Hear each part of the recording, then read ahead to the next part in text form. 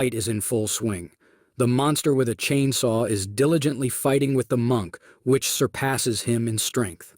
Hard training with Kazuro on the roof of the dorm did not yield much progress. The big-breasted beauty, using her zither, continues to persistently fight back all the monsters that want to attack her, using in every possible way her skills, which she developed so diligently in all her training. The theater monsters fought together with a monster with a shield that was trying to block the barrage of attacks that fell on it from the coordinated work of Kazura's monsters. Director Sota watched such a diligent battle and noticed the progress of the monsters as a team. Each of the monsters gave their best to repel the superior forces of the enemy. Director Sota liked this, and he already understood that they were not hopeless. A glimpse of talent and the desire to survive was visible to the naked eye. Meanwhile, Kajuro was surrounded and had to make quick decisions in order to survive and repel the enemy. The two strong monsters were very serious and were not going to let the guy through. Kajuro decides to attack through the shield monster in order to get further.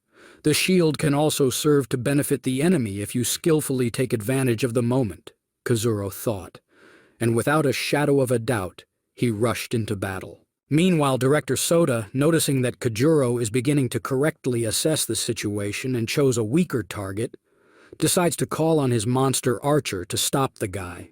Kajuro walked, quite confidently bypassing the monster with the shield and approaching the director.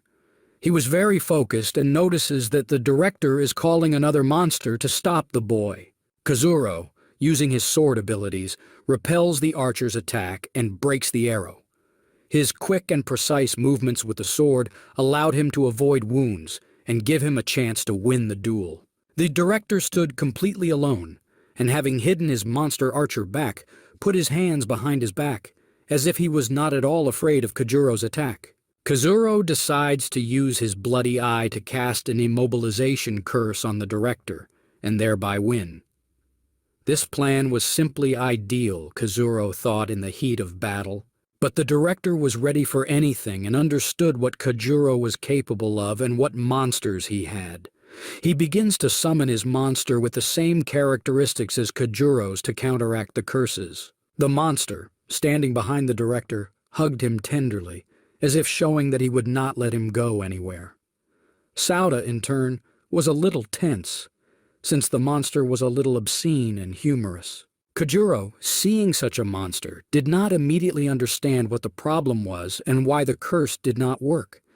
He guessed that in a duel, all means were good and there would be no fair fight.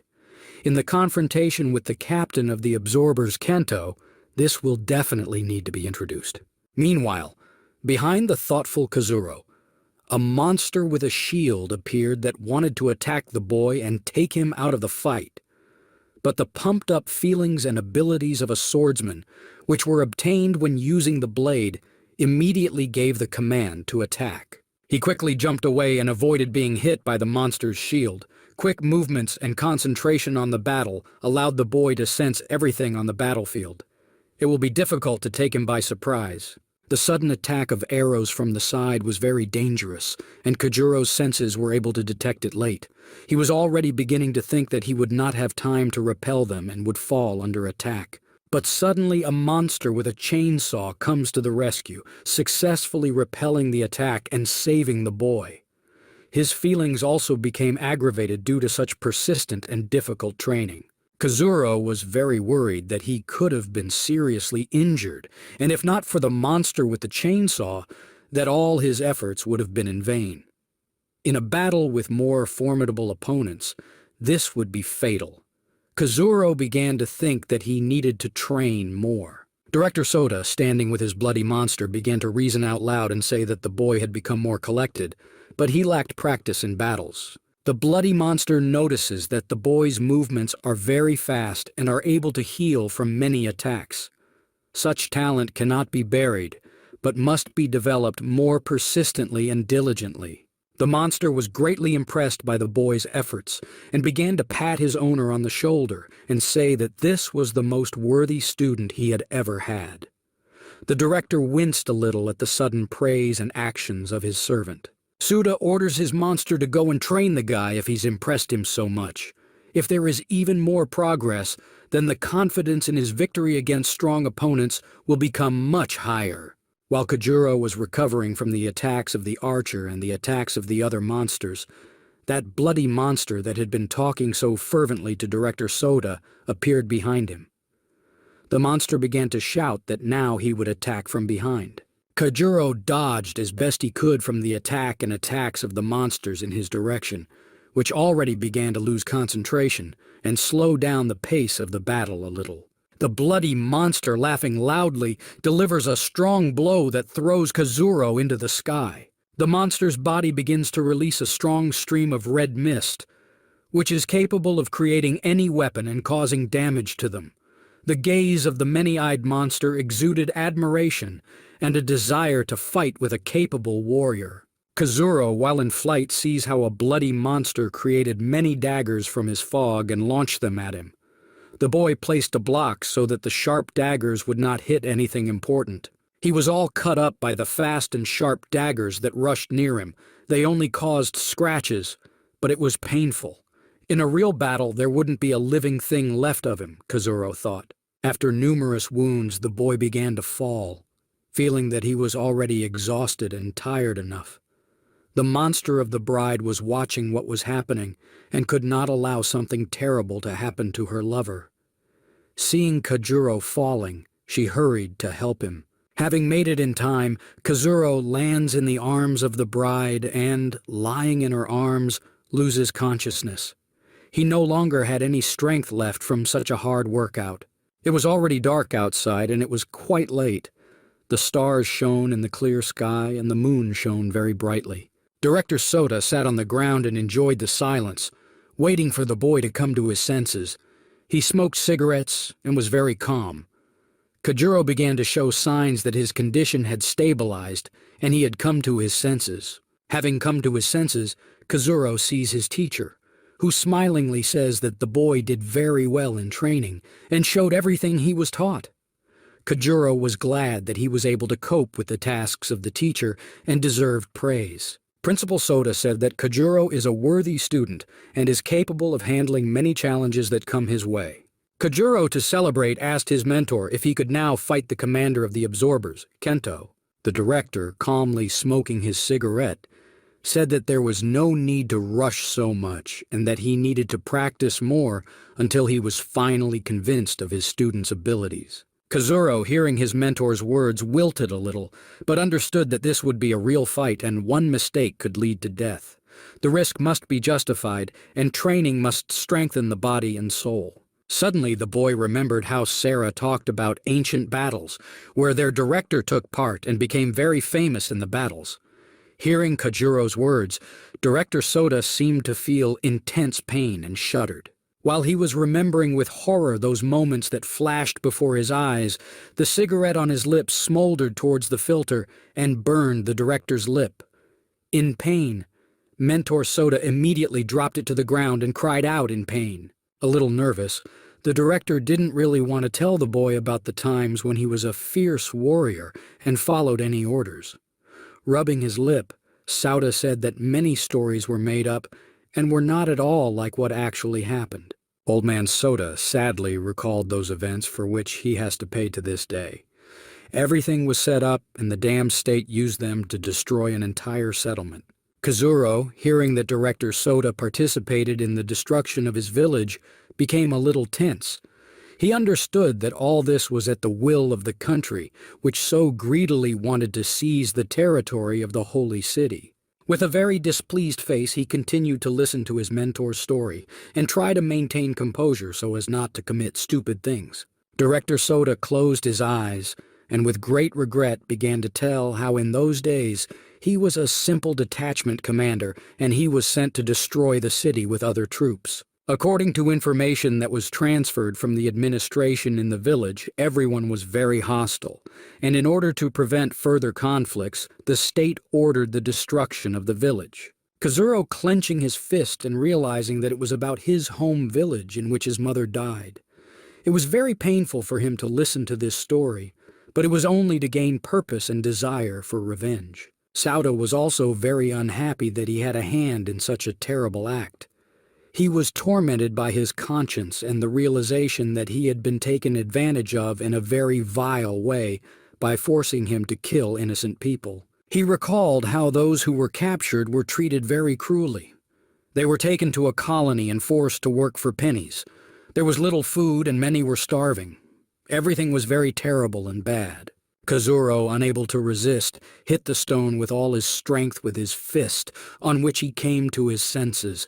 He was overwhelmed with emotions and in particular anger towards the government for doing this to his home village and his parents. Looking at his mentor, Kazuro said that he was not going to take revenge on him because he understood that the state had deceived everyone and took advantage of their power. Director Sota stood with a downcast face and knew that he was to blame for Kajuro's current situation. Kajuro jumps off the rock and tells the director that now he will try much harder and give his all to overthrow the damn murderers who dared to do this to his family. Holding his shoulder and realizing that he is now too weak and exhausted, he tells his mentor that tomorrow they will have much more serious training and wants to test his strength in a real battle. Director Sota, hearing the boy's words, smiled and thought that maybe he could cope with those people who had committed so many terrible things. One day the military began to arrive in the city where the best students from all universities were being tested and were supposed to cordon off the city. The higher monsters that ruled the city began to suspect that they would soon have new problems and they must prepare to meet unwanted guests as befits. The next morning, Director Sota taught a lesson, and at the end of the lesson he began to tell that there was an opportunity to prove himself on a new mission to clear the area. Unfortunately, most of the guys were not active at all and were inclined to slack off and simply relax rather than risk their lives and fight monsters. The director didn't like this at all, but he understood that almost everyone at his university was very weak. One of the students raised his hand to ask the principal. Seeing the raised hand, Sota seemed to be inflamed with emotion that there are still worthy guys who are not afraid to fight. Unfortunately, the boy did not live up to the director's hopes and simply asked when they would be released. Otherwise, they wanted to go to the canteen and eat. This only made the director ask the guys to be more active and encourage them by saying that on the task, it would be possible to earn a lot of extra money from stones from monsters. Kazuro and Han sat on the last desk, and looking at each other with a smile, they realized that they would definitely accept the task and would be able to earn a lot of money. The guys were not at all afraid of difficulties and were ready to get involved in such an adventure. After the lesson, the guys approached the director to get the task, and picking up the map, Kazuro said that they had a very easy task and were not at all predisposed to fighting large numbers of monsters. Standing at the rear checkpoint and controlling the exit was very boring, Kazuro said. The director, laughing, began to leave, and creaking his knees said that this was the only thing he could get among other more famous universities. He also added that no one forbids the guys to intercept the tasks of other participants and go deep into the town. You can break the assignment, but you need to be very careful, the director said. The guys, having heard the director's words, were happy that they could take part in a real battle and earn some good money. They fist-bumped and smiled at each other. After class, Kajuro walked down the hallway and past the library. Usually in such a place it is very quiet and you can hear if someone is there. He notices that in one corner someone is making sounds and talking periodically. This was not strange in the library, but it became very interesting to him. It was Hanami who was sitting on the floor and reading another book with great enthusiasm. Her enthusiastic gaze into the text hid everything that was happening around because she was very enthusiastic. Kajuro approached her and greeted her, to which Hanami was a little scared and greeted the boy with a smile. She hadn't seen him for most of the day and was glad to finally spend time together. Kajuro became interested in what Hanami was reading and sat down on her knees next to her and began asking about her day. Hanami stretched and said that among the many books she found a lot of interesting and useful things that could be studied and applied in battles. Suddenly she bent down closer to Kazuro's face, making the boy embarrassed, and said that she had a job that she would need to handle. Kajuro was unaware that she was introducing chalk and began to go through many versions of what Hanami wants to do. She was sitting alone in the library, and when he arrived she began to act a little assertive and more confident. While the boy was turning over different versions in his head, out of the corner of his ear, he heard that Hanami said that soon a convoy with supplies would be passing through, which she wanted to steal and transfer to a more suitable place. All the thoughts in his head seemed to evaporate when he heard that she wanted to attack the convoy. In his eyes, she looked like a harmless and stupid girl who needed protection, but in reality she was very militant. Kazuro asked her if she really needed it now after she received so many wounds in the fight against the absorbers. Hanami replied that this would not happen again, and she could handle everything. Kajuro decided not to stop her, but said that he would go with her and help with everything, to which Hanami quickly stopped the guy by putting a finger to his lips and said that she did not want to take that risk. A little embarrassed, she said that Kajuro should not interfere and participate in such a task.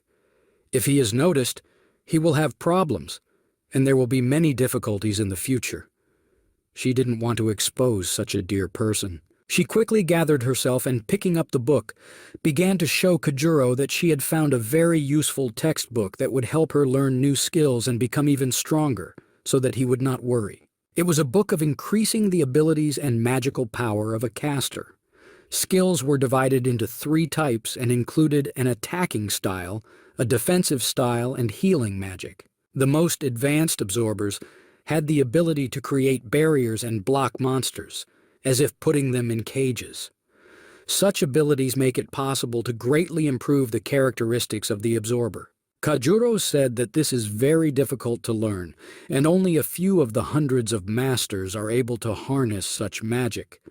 He wasn't entirely confident in Hanami's skills, but he also had no doubt that she would be able to cope with the task she set for herself. Hanami, a little embarrassed, was glad that Kajuro supported her and helped her in everything she strives to do. She felt strange feelings when the boy was nearby and became a little lost, becoming more feminine and weak. Taking the book, Kazuro said that knowing Hanami's talent, he has no doubt that she will cope and will put in place those upstarts from the state who are so placed among the common population and do everything just to get rich and expand their influence. A few days later, Kajuro and Han set out on a mission. There was a heavy rainfall outside and the guys got wet to the skin. In such conditions, it was only necessary to find a house where they could spend the night and warm up. Han turns to Kajuro asking why Po didn't come with them, to which Kajuro replies that after the last time he does not want to participate in such undertakings at all. It wasn't easy for him and now he's trying to come to his senses. After walking for a few minutes in the heavy rain, the boys come across an old building that looked like a house of worship. Khan, paying attention to the building, says that he feels that there is a strange energy there, but it does not look like monsters. Once he saw similar houses, and there were many monks in them. Kajuro says with great interest that he sees no reason not to go, and if there are monsters there, then this will only benefit them and they can earn some stones. The guys entered the yard and began to look around, hoping that there would be no ambush and they could calmly take a breath and hide from the rain. They opened the door hoping that there was no one in the room and they would still rest and dry their things so as not to get sick. When they entered, they saw many bodies wrapped in a bamboo blanket and a pile of coffins. At the end of the room there was an altar where many candles were lit, and then the guys realized that this was definitely not a house of prayer with monks. Standing at the entrance, they were in a little shock and didn't really want to stay in such a building. Suddenly an old woman appeared behind them, who greatly frightened them by saying that they were not welcome guests here. The guys jumped in surprise, and the grandmother walked past them holding her cane and told them that this was a place for the dead and there was no place for the living. She turned around and, looking at the guys, told them to get out while she was in a good mood and not disturb the souls of the departed by waving her cane. Kajuro smilingly replied that they had planned it that way and were under no circumstances going to disturb the dead with their presence. Khan turned around completely and without saying anything wanted to leave as quickly as possible. Suddenly, the old woman notices a large cleaver on the back of the boy's backpack, which is intended for shaving. She remembered that there were once people who made money like this in her settlement. She asked the guys if her guess was correct. Khan turned around and said that this is true, and he is the heir of his father, who used to shave his head with this sharp sword. The old woman invited the guys to stay, and in return he would shave the heads of the dead, which were already quite overgrown and looked unkempt. If they do this, they will be able to sleep and relax in the room. Khan, having heard such a proposal, changed his face and was disgusted to even imagine that he would ever shave the head of a dead man. Kazuro, standing behind, begins to smile and say that this is not such a bad option. It's better to sleep in a warm place than to sweat outside in the rain. Khan did not argue, and he himself understood that there were no other buildings nearby where they could rest, and agreed. He took his cleaver and got to work. The old woman brought a chair to the boy and asked him to do everything perfectly so that the heads would shine. Han was a little unhappy, and he asked Kajuro to help him if he had already agreed to spend the night here, but he sat with his legs folded and corresponded with Hanami, telling her that they were spending the night in a room with a bunch of corpses and was sending pictures. Khan finished with one of the corpses' heads and shaved it until it was shiny. He asked the old woman if she agreed to accept such work. The old woman said that he should shave the heads of all the dead, and then she would agree that they should stay the night. Khan sighed in disgust that he would have to shave the heads of all the dead people. The old woman, holding a lantern, said that when he finishes she will come to check the work, but for now she has business that needs to be dealt with as quickly as possible. Khan proceeded to shave the next client. Approaching the door, the old woman opened it, and behind it there was pitch darkness, and only she knew what was hiding there. After which she disappeared into the shadows of the dark room and disappeared behind the door. After the old woman left, strange sounds began to appear in the room, and suddenly the coffins that stood nearby began to shake, as if someone was trying to get out of them. The guys were seriously alarmed and did not quite understand what was happening. Khan said that those coffins contained the bodies of people whose heads he had already shaved. The lids of the coffins opened and the dead rose from there. They had glowing eyes and did not possess any intelligence. They were driven by the thirst to kill and eat. Kazuro and Han were very surprised, since they did not feel any presence of monsters, and there were so many zombies here at once that it would be difficult to deal with them. Khan points out that all the monsters that rebelled have shaved heads, which he shaved. It was very suspicious. The behavior of the monsters was also strange and quite slow, so the guys weren't particularly worried that they wouldn't be able to handle it. Kazuro and his red eye monster began to guess that the monsters rebelled because their heads were shaved. It was a little strange and even stupid, but amazing. Red Eye was surprised by Kazuro's conclusion and said that he did not understand anything. The dead have risen because they are controlled by another monster who sowed the seed of life through the hairs that grew. If you shave your head or wait for them to fall out, the zombie matures and wakes. Kazuro, after listening to the words of his monster, realized that if these zombies were raised, then there must be a monster nearby that controls them. He activates his eye's ability to search for monsters. Through the walls, he notices the aura of a monster and an old woman talking in the backyard. Now Kajuro understood why the old woman lives in the city of monsters and remains alive. Kajuro tells Han that he found the monster that controls the zombies, and they followed the street through the door where the old woman entered. Kajuro pathetically kicks down the door and tries to notice the monster the old woman was talking to. Han was a little surprised by Kajuro's actions, but tried to play his role to the end. Kazuro did not wait long, but decided to call on his monsters to lure out the culprit and the puppeteer, which turns a bunch of dead people into zombies. He orders a monster with a chainsaw to destroy the mountains of corpses that were lying on the ground, thereby forcing the main puppeteer to show up and fight them. The ancient warrior also took part in the desecration of burial sites, and was not very happy, like the same monster with a chainsaw, who just let him kill someone. The old woman, seeing what the boy's monsters were doing, said that it was a bad idea, and now everything was covered with the seed of the ghoul that controlled the monsters. Crowds of zombies begin to emerge from the ground, now revived and wanting to satiate their thirst to kill and eat. Their evil roars can be heard throughout the area. The old woman began to scream in horror that there were so many monsters that they were no longer able to control them, which means they would eat everything they came across along the way. Red Eye tells Kazuro that the ghoul's ability affected a limited number of monsters, and those affected by this resurrection power may also rise, but will no longer be controlled by the ghoul. Suddenly, the hungriest corpse appeared from the crowd of monsters and jumped to grab Kazuro and devour the boy's young flesh. After so much training, Kajuro was not at all afraid of such a brazen act on the part of a brainless creature. Not for a second.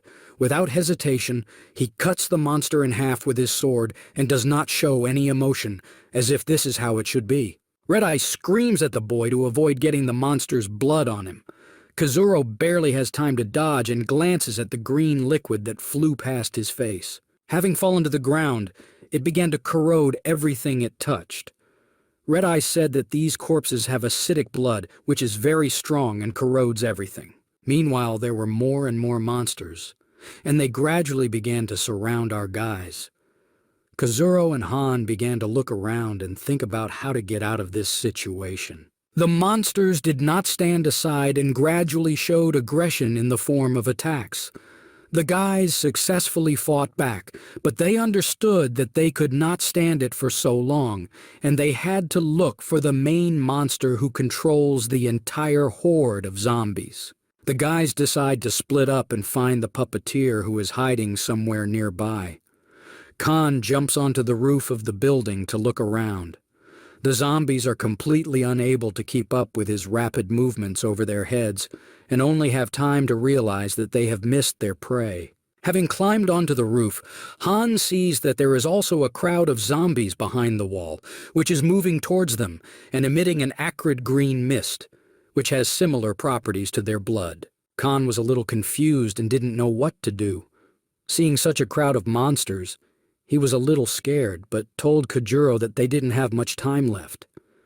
If they don't find the main ghoul, then there will be so many zombies here that they won't be able to crowd through. Kazuro, having summoned his monsters and standing back to back, began to anxiously examine everything in order to find a way out of the situation and figure out how to escape. He grabs the old woman and starts asking her why she is helping the monster and where is he hiding. The old woman was very frightened and did not know what to do. Kazuro was already going a little overboard, but he was overcome by the desire to quickly sort out this situation and defeat the damned ghoul that had started the uprising of the dead. He wasn't going to let the old woman get away with the fact that they were in this situation. Realizing that you won't get anything from her with simple words, he throws her aside so that she doesn't fall under the sword and continues to interrogate her, threatening to feed her to the corpses that they so want to taste human flesh. The monsters gradually began to get closer and attack in droves, attacking from different sides to grab their prey. Kazuro was already in a very bad mood and was not going to get involved with some little zombie. The ancient warrior successfully repelled the attacks of the monsters on his master and did not leave anyone to interfere with Kajuro. Training with high-level monsters yielded results, and the actions of each monster became much more stable and confident. Kazuro understands that the old woman knows exactly where the ghoul is hiding, but does not want to tell. The boy really didn't want to resort to this method, but he understood that now was not the time to doubt. He began to threaten with his sword, pointing it at the old woman and loudly asking where the ghoul was hiding. The old woman was very frightened and began to say with tears that she was forced and threatened against her family. If she tells, everyone will be killed.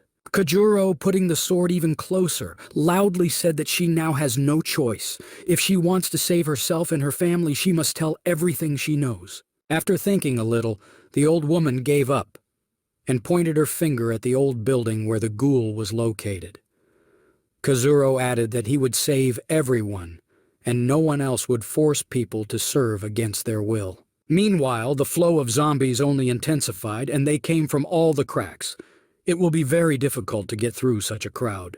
Kojuro decides to go to the breach and try to break through the horde of zombies that so strongly defend the entrance to the ghoul's abode. Khan, having summoned his shadow monster, asks him to help clear Kojuro's path. Using its fighting abilities, the shadow monster scatters the crowds of zombies and frees up a small corridor for Kojuro. The boy uses it and heads towards the building. Han shouts after Kojuro to hurry up, and he and the monsters will try to hold back the crowd of zombies so that they do not interfere with him. Kojuro hurriedly runs up to the building and opens the door. It was a room where there were fresh corpses that had begun to decompose. The room was completely saturated with the stench of corpses. Kojuro, clutching his nose, asked his monster if these corpses were saturated with ghoul seeds. Red Eye said that he did not feel any outside force in the corpses, and they definitely would not rise. After which Kojuro begins to use his red eye again to find the damned ghoul that gave them such a surprise. Realizing that nothing will work out that easily, Kojuro, using the old method, begins to crumble everything in the building left and right to attract the attention of the ghoul. All the corpses that were neatly stacked began to scatter into small pieces from the blows of Kojuro's sword. After clearing the room of corpses, Kojuro got a little tired and discovered a passage that led to the floors below. He guessed that there were many more corpses hidden there, which the ghoul so persistently raised. Having descended, the boy again began to destroy all the corpses so that the monster would get even angrier and lose his temper, and when his stress level dropped to critical, he could be absorbed. With each destruction of the corpse, the ghoul became weaker and its defense fell.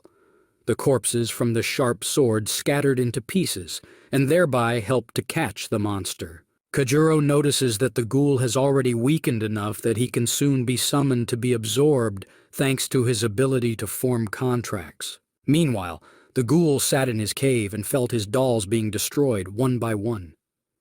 He was in pain, and he almost cried, realizing that his long work was being so unceremoniously destroyed. With each dead corpse, hatred and pity were visible on his face because he was losing his charges.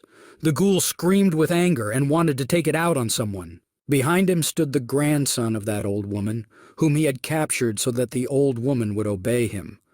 The ghoul realizes that the place where the corpses were kept was known only to the old woman and him, which means she told those brats. Without the slightest doubt, the ghoul grabs the boy by the neck and begins to choke him, telling him to pay for what his grandmother gave to the boy. He looked into the boy's tear-stained eyes and said that the blame for his death would lie only with the old woman, who dared to turn into a ghoul and reveal all her plans to the damned strangers. The ghoul, on his knees with a smile on his face, began to strangle the little boy with both hands and tell him not to resist. Suddenly, the ghoul feels how his body stops obeying and responding to his planned actions, as if control had been seized over him. The boy falls to the ground. He is very scared and doesn't know what to do. The ghoul becomes shapeless and looks more like a ghost. He notices that his body has become almost transparent, and this scares him. He does not understand why this happened and what was to blame. Suddenly, his body seemed to be being pulled somewhere against his will. The ghost of a ghoul rushes through the walls into the street, where it is shadowed and screams from a lack of understanding of what is happening. Kojuro successfully absorbs the ghoul without him even realizing anything. The boy stands happy and understands that it's finally all over and they can go home again and dry out. Now Kojuro had a new monster that was capable of controlling hundreds of corpses. It was a very valuable catch that the boy was even glad that he now had such a trump card. Meanwhile, Khan and his shadow monster fought with crowds of zombies, and at one moment, when another crowd ran towards Khan, something changed. They suddenly began to slow down and stop, as if they were no longer being controlled. Han realized that Kojuro had managed and defeated the ghoul, who had given them such a performance and survival, like in some horror film about zombies. After which everyone returned to the building and Kojuro decided to call on the ghoul to get acquainted and establish contact. They have a long journey ahead of them together, and it would be better to get along. From the first seconds, as soon as the ghoul appeared, he began to yell at the boy that he had done this to him, and destroyed many corpses that the ghoul had so persistently raised. Kazuro tried to soften the situation and asked the monster for forgiveness. He said that this was a necessary measure to piss the ghoul off. The monster himself was very unhappy and did not want to work with such a person at all. After which, Kajuro pointed to the corpses and said that he did not intend to kill everyone, but only as many as it took to summon him. But Kazuro added that with this method of cultivation, it would take too long for the hair to fall off on its own. Kazuro offered his help to the ghoul to speed up its growth and offered to shave everyone's heads to keep the monster happy. The ghoul was a little happy and agreed with a little disbelief. Kazuro called Han first, since he had the necessary skills and knew how to shave the heads of the dead. Khan, having heard Kazuro's request, reacted flatly and said that he would never do this again. Having laughed a little at the joke towards Han, Kazuro decides to call on his ancient warrior, who also controls his sword perfectly. The warrior, having heard the owner's words, held out his sword and said that he entrusted it to the owner, since he did not have the skills to shave heads without cutting them off. Kazuro assured the warrior that everything would work out, and, smiling nervously, he sent him off to shave his head. From the outside, it was clear that all the efforts turned into shaving not the head, but the brain, but no one was in a hurry to stop the warrior. The ghoul looked at Kazuro in surprise and said that that warrior definitely doesn't know how to shave his head, but a corpse doesn't even need part of a head. Kazuro, realizing the absurdity of the situation, said, "That's great," and ordered the warrior to do the same with the rest of the corpses. The ghoul said that it was very difficult for him to get corpses, since the places in the cemetery were guarded by other monsters, and they were not happy when food was stolen from them. Kazuro, having heard where the ghoul took the corpses, said that there is no need to worry. One acquaintance now rules in that forest, which is a very good friend of his, and she will not refuse Kazuro's help. After the warrior has finished shaving his head, the ghoul uses his body bag to summon all the bodies into it to keep with him. Meanwhile, Kajuro, having opened the panel of the ghoul's characteristics, looked at the useful qualities in order to understand how to use such a monster for its intended purpose. He was glad to have a huge army of zombies that would obey and do any work. After all the work in the building, the rain stopped outside and the guys went outside. An old woman was already waiting for them there, who was worried about her grandson, who had been kidnapped by a ghoul. She, bowing a little, began to ask the boy where her grandson was and if everything was okay with him. Kajuro, pointing his finger at the neighboring building, said that the boy was completely safe, and now he was with Khan. Grandma was very happy and shed a joyful tear that everything ended well. A few days later, the guys already had a new task, which was on a neighboring island. Kazuro and Han stood at the bow of the ferry that was carrying them, enjoying the warm sea breeze. Through the sounds of seagulls, Kazuro hears an interesting conversation that was heard not far away on the deck. He was interested in what the passengers were discussing. One guy pestered people and told them that in the city where they were going, there was a swimming pool in which there was a monster. The man and his wife were a little annoyed that some guy was ruining their holiday with his scary stories. Kazuro decides to come up and ask the guy to stop bothering the passengers and better tell him the story that he tells everyone. The boy shuddered a little, feeling that he was touched. He turned around, and with a frightened face began to tell that in the city there was a swimming pool, where there was a terrible monster of a girl who pulled everyone to the bottom and drowned. Kajuro thought a little, since he and Han were called to a task that talked about a monster that lives in the pool. Apparently, this is not a coincidence, Kazuro thought. The boy said that people were pulled under the water and enveloped as if by hair. They could not escape, and the monster was a girl who apparently drowned and became a monster. The boy remembers with horror how he once almost fell into this trap and is now trying to scare everyone away from that damned place. He gets goosebumps when he remembers that day.